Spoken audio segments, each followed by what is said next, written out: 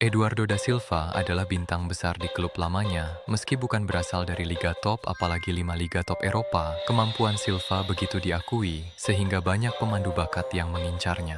Hingga ada tawaran dari Bologna dari Serie A, tapi Silva menolaknya. Dengan sombong ia menyatakan, Serie A adalah liganya para manula, manajemennya sudah tertinggal jauh, serta sistemnya membuat mereka berkali-kali tidak lolos Piala Dunia. Bahkan Silva tertawa terbahak-bahak setelah secara beruntun negara yang terkenal akan pizzanya tersebut kembali gagal. Lalu muncul tawaran dari Schalke, Silva kembali menolak. Ia merasa Bundesliga Liga Tani hanya Munchen yang berkuasa, sisanya seperti semut kecil yang kadang-kadang menggigit, namun ia tahu gigitan itu begitu jarang.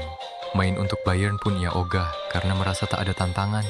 Pun Real Madrid, Barcelona, dan Atletico Madrid menghubungi, tapi kembali ditolak. Silva merasa hanya 3 tim tersebut di La Liga yang konsisten sepanjang musim, sisanya performa kejutan. Girona sempat ikut meramaikan, tapi Silva hanya tertawa terbahak.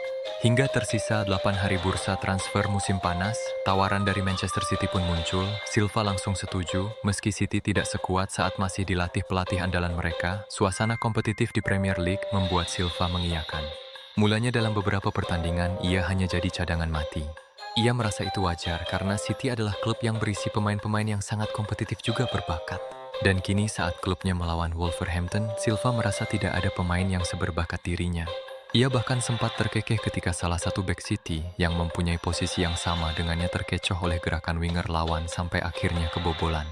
Sampai menit ke-82 dan kedudukan 1-1, terlihat pelatih memberi isyarat pada Silva untuk pemanasan. Silva pun menurut. Dengan pedenya ia melakukan pemanasan dari pinggir lapangan dan pemain yang posisinya adalah bek kanan tersebut dimainkan di menit ke-88. Waktu yang cukup untuk menunjukkan kehebatan, pikir Silva. Dirinya memang tak salah. Silva benar-benar menunjukkan kehebatannya di lapangan. Ia menang berbagai duel, mencegah penyerang lawan masuk ke area penalti. Hingga 1 menit sisa extra time, ia masih mengungguli pemain tim lawan. Dan sampailah momen itu, di mana ia men-tackle salah satu penyerang Wolverhampton secara serampangan dan klub lawan dihadiahi penalti. Keangkuhan Silva membuatnya tak mau mengakui kesalahannya. Dengan sombongnya ia meminta wasit memeriksa VAR, dan benar saja, Silva melakukan tackle serampangan. Silva begitu malu, rasa pedenya runtuh seketika. Pemain lawan menendang penalti, tapi kejadian yang benar-benar meruntuhkan mental Silva terjadi setelah itu.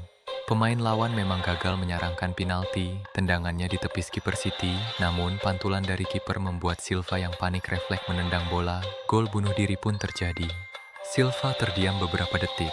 Ia tak menyangka timnya yang notabene adalah klub papan atas bisa kalah oleh tim yang baru naik kasta. Selama di bis, Silva masih memikirkan kekalahan klub barunya. Ia merasa banyak pemain City yang melakukan kesalahan.